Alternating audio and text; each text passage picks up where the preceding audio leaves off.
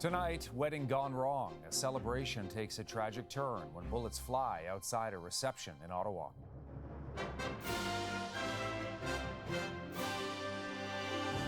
Frightening witness accounts. I saw 50 guests are coming from this center in panic situation. As police pursue possible motives. There's no information at this time to indicate that it's any specific community targeted. Plus, violent clashes cause chaos in Calgary. All hell was breaking loose here. The cultural connection to conflicts around the world. And Team Canada's historic win. We knew it was at stake and we were willing to do whatever it took. The comeback on the court and the qualifier decades in the making. Canada will play in the Olympics next year.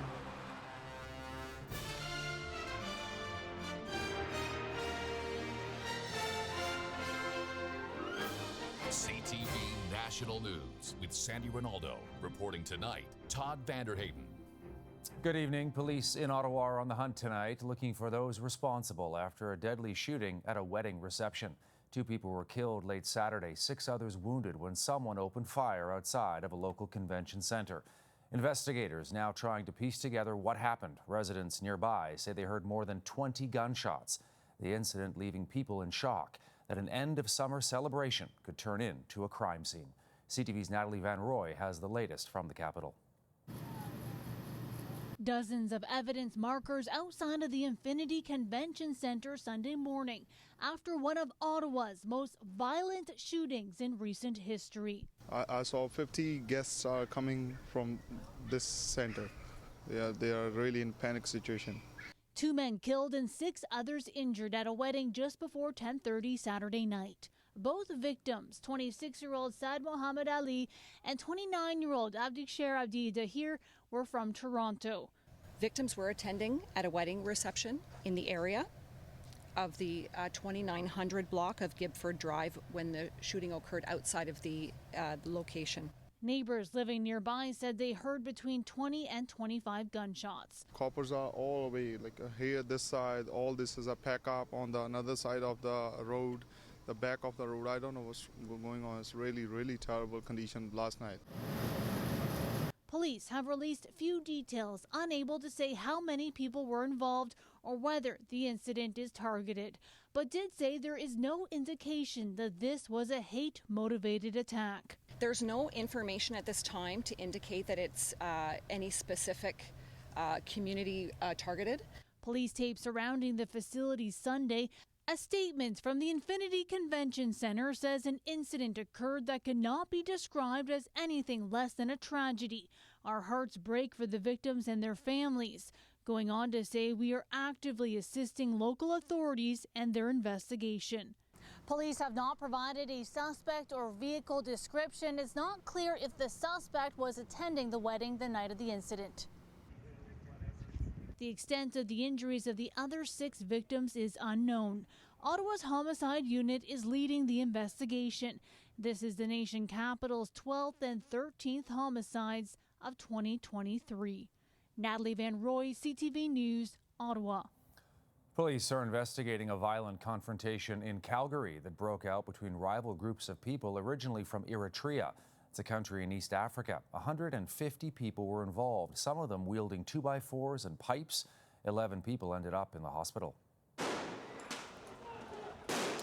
And also this, opposing Eritrean groups facing off in Israel at an event in Tel Aviv that was celebrating 30 years of Eritrean independence. More than 100 people were injured, including Israeli police. Rioters broke store windows, fought with officers, and smashed windshields. Back here in Canada, the violence in Calgary comes after similar clashes in both Edmonton and Toronto in August. CTV's Tyson Fedor reports. 150 people from 2 different African groups politically charged and violently attacking one another late Saturday afternoon. They were holding long sticks in their hand and then they rushed towards this side. And after that, police came and they are not allowing anybody to go in that area. Witnesses reported lumber, baseball bats, bricks, and large rocks being used as weapons, while beer bottles were launched across the parking lot. Aware of the demonstration ahead of time, police responded within 10 minutes with resources nearby. Branded as a protest, police say it was anything but. This is not a protest. This is a violent conflict. Security video from local shops show a large group congregate and speak to half a dozen police officers on bikes. Officers then leave the frame to address another group before retreating and pulling away moments before the fight erupts. Just like I've never seen anything like this here in Calgary. This is the first time. It's pretty scary, to be honest, you know. Vehicles were smashed and so too were the windows at this store. On Sunday came cleanup and windows being replaced. Police say the two groups ignored officers' demands. Again, this is a group that was not listening to the police. This is a group that was actively trying to assault the police officers as well as each other. At least 10 people were taken to hospital by EMS. Several others made it there on their own. Police, with the support of the tactical unit and horseback, could be seen using tear gas in this video. The canisters remain on Sunday, scattered amongst broken windshields and car windows. We know that at least some of the groups were stashing weapons, or people in the groups were stashing weapons well before this took place. Tyson Fedor, CTV News, Calgary. The Burning Man Festival, held every year in Nevada, is one of the world's best-known summer events. But now police have opened an investigation into the death of one person after a heavy rainstorm led to chaos in the desert. We got mudded in, rained in, food ran out. We had to drink water from the lake bed. Now, no other details have been released yet about the fatality. Burning Man is held in a very remote part of the Nevada desert. It's known as a celebration of counterculture, embracing the arts, the eccentric, in a communal get-together that brings people from around the world. The extreme rain and mud has left upwards of 70,000 people stranded. Toxic wildfire smoke coming from the Northwest Territories and British Columbia is blanketing the western part of our country as Environment Canada has issued a special air quality statement. Helicopters fighting flames near Hay River as people in the Northwest Territories hope to finally go home on Wednesday. And in BC, some good news for residents who are hoping for the same thing. CTV's Kevin Chirac reports. Okay, there's our place. Scenes like this, a familiar sight for many in the Shuswap region. Despite the fire danger easing in some areas, more than 3,600 homes remain under evacuation order, with around 2,300 told to be ready to leave at a moment's notice. While progress is being made, BC Wildfire Services gave this warning. So just to be very clear, there is still fire. We are still going to be on these fires for a fair period of time, and residents will continue to see fire within the perimeters. And BC Hydro providing an update as crews work around the clock. We lost about 27 kilometers of power lines, 430 poles, and 66 pieces of other equipment that all needs to be replaced. After more than a week in the dark, BC Hydro says around 2,800 homes had their power restored by Sunday afternoon, aiming to have power back in most areas by the end of the week. Meanwhile, over in the Okanagan, we're in this for the long haul now. The McDougall Creek fire, estimated to be more than 13,700 hectares, continues to burn out of control in the hills near West Kelowna, as the community down below also continues to recover, with officials saying it'll be at least a week till residents can return to the 400-plus properties still under evacuation orders. Looking at the extended forecast for some time, we're going to have dry conditions, later summer conditions into September, mid-20s, high 20s potentially. And at the mercy of Mother Nature, things can change in an instant.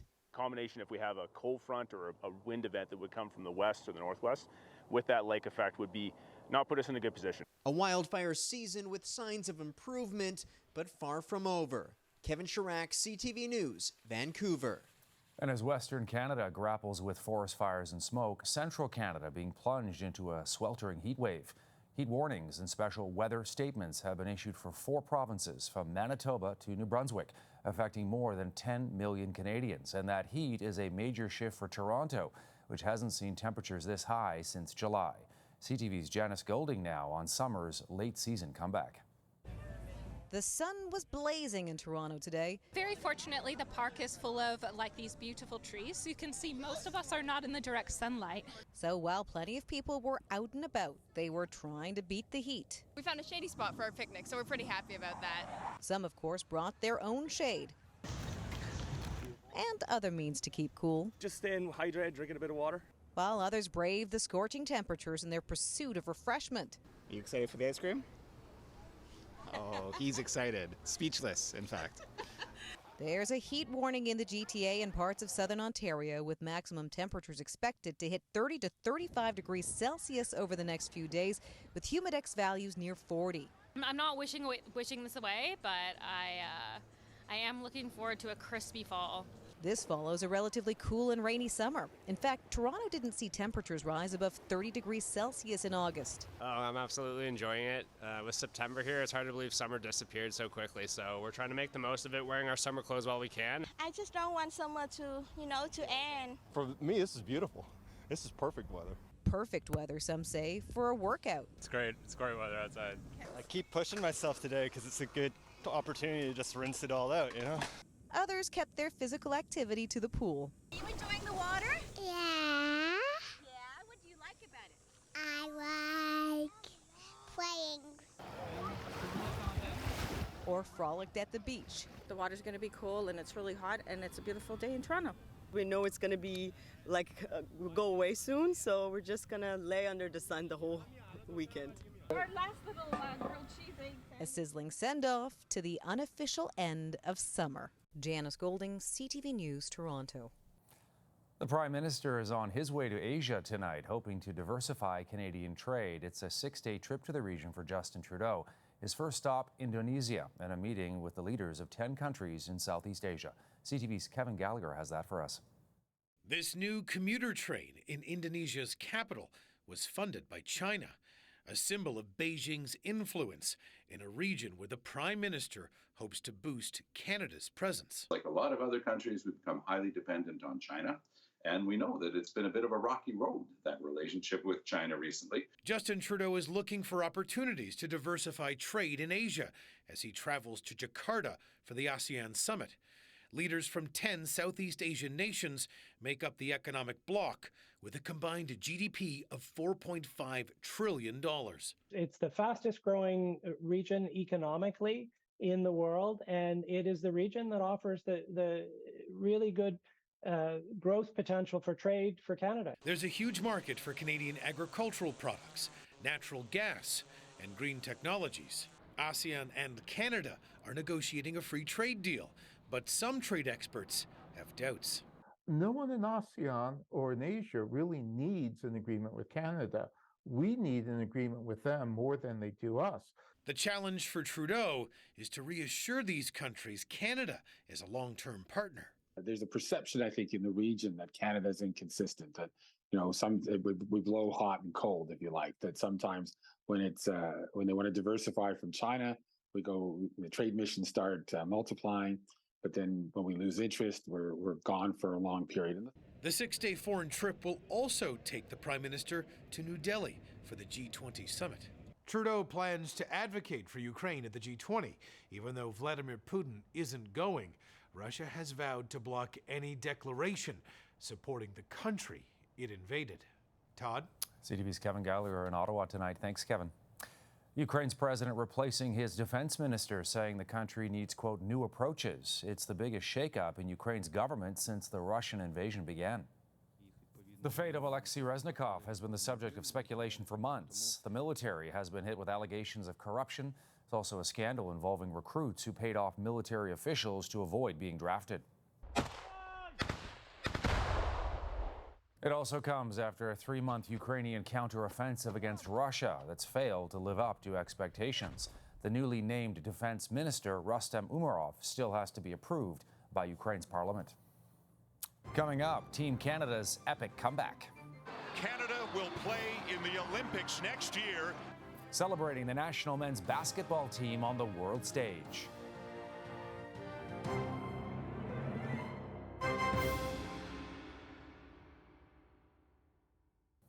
Gay Pride was celebrated in Calgary this weekend. Tens of thousands of people out today for the annual parade. It's about being able to love anyone and having the freedom to love anyone.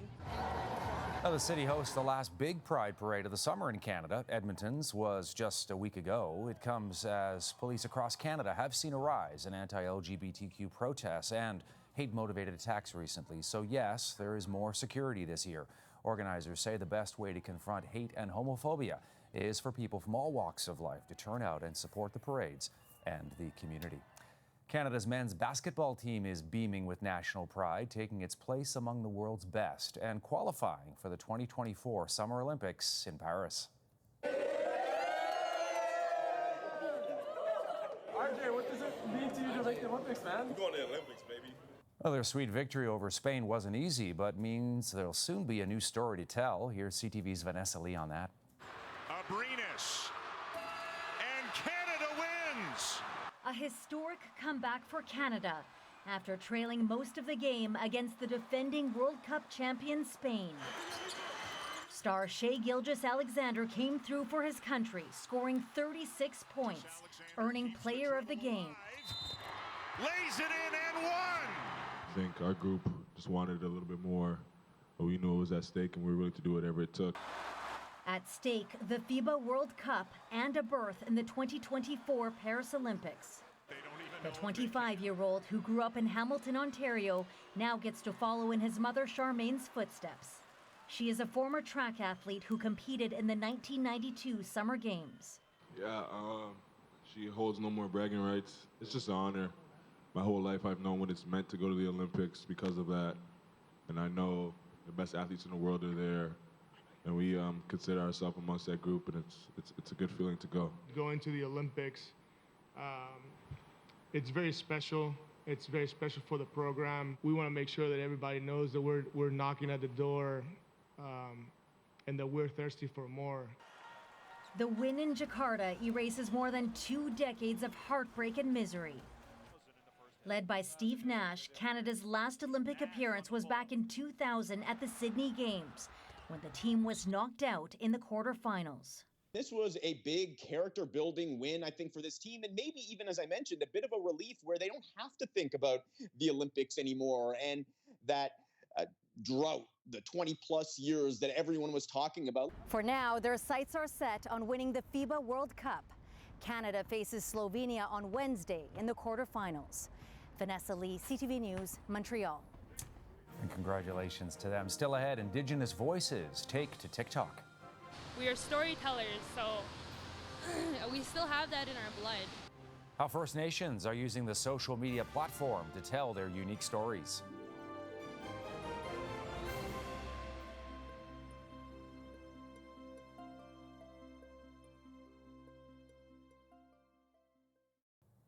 Welcome back. There are millions of Canadians who use TikTok every day. What started out as a social media platform full of funny, silly, cheeky videos has matured into something much more, and now some Indigenous Canadians are taking full advantage to tell their own unique stories. In tonight's Indigenous Circle, CTV's Noah Rishog speaks to the artists who are part of a digital renaissance. Storytelling has historically been one of the most important parts of Indigenous culture. This is just behind the scenes with Noah, CTV News Saskatoon. And we are storytellers, so we still have that in our blood. And our language is really important. And I feel like this knowledge needs to be passed on. In the modern day, this still rings true. Only now it can take a bit of a different form. Despite its controversy, it's undeniable that over the past few years, TikTok has taken the world by storm. The Indigenous Creator Accelerator program aims to help teach Indigenous creators how they can start a career in the new digital media landscape. And some of the topics that we touch on, we go from like media training, how to do interviews, navigating the TikTok app and the platform itself, how to engage more with your audience, how to build your audience, production 101, and we also like to cover mental health and well-being as well. Interest in the program is only growing. We usually, each year we've run this program, we've seen a higher and higher interest from folks across Canada, which is great. Creators like Shania, who has over 40,000 followers, credit the program with their success. This is what I do. This is what I do for a living, and I feel like something I love, and I'm really thankful for this opportunity. Like, the TikTok Accelerator for Indigenous Creators program has really helped me so much, and I'm really grateful for NSI and TikTok Canada for inviting me. I'm here at Gathering of Nations as I'm on top of the Empire State Building. Noah Rishog, CTV News, Saskatoon. And after the break, winning big an unstoppable tween from British Columbia with amazing abilities.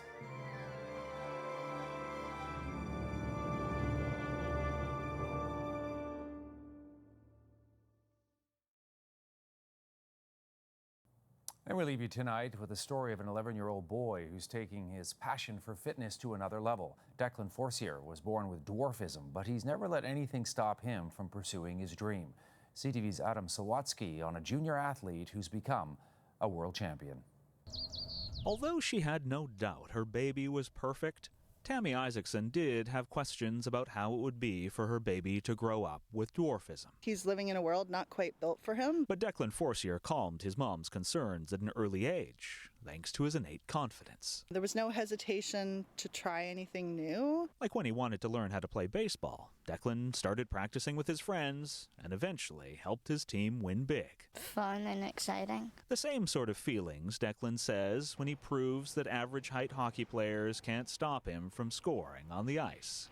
To be able to see him fit in and excel exceeded any expectations or thoughts that I had about the future. But Tammy never imagined that Declan's athletic abilities would eventually qualify him for Team Canada to compete at the World Dwarf Games. When I did hear about it, I wanted to go. But Declan faced a major challenge. There was no hockey or baseball in the World Dwarf Games. The 11-year-old wouldn't be able to do what he was best at. And because he was the only athlete from BC, wouldn't be able to train with his 46 other teammates, mostly from Central Canada, before competing on the world stage, leaving him feeling nervous. But Declan being Declan, also feeling excited. And by the time he met all the athletes in Germany, Tammy says her boy was feeling beyond excited. And not be the minority, it was just such a great feeling for him. Declan tackled a series of solo track and field events before playing a trio of team sports where he was face-to-face with his fellow athletes for the first time. Competing at eye level was just awesome. But nothing compared to placing on the podium, winning 7 medals, including 4 gold, for track. He's a world champion, and it's kind of hard to wrap your head around. Well, Declan says he's proud of his accomplishments and hoping to compete at the World Dwarf Games in Australia in 4 years. He humbly says there's nothing stopping any of us from achieving our goals if we just get out there and do it. Play hard and compete. Adam Sawatsky, CTV News, Duncan. Great stuff. That's it for us tonight. I'm Todd Vanderheyden, and for all of us here at CTV National News, thank you for watching. Enjoy the rest of your long weekend. Omar Sachedina will be back tomorrow night.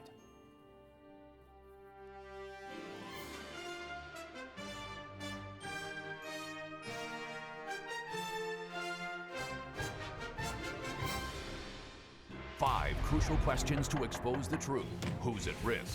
What needs to change? When will justice be done? There was actually a plot to kill you. Where's the proof? Why did this happen? Watch W5 Saturdays at 7 on CTV.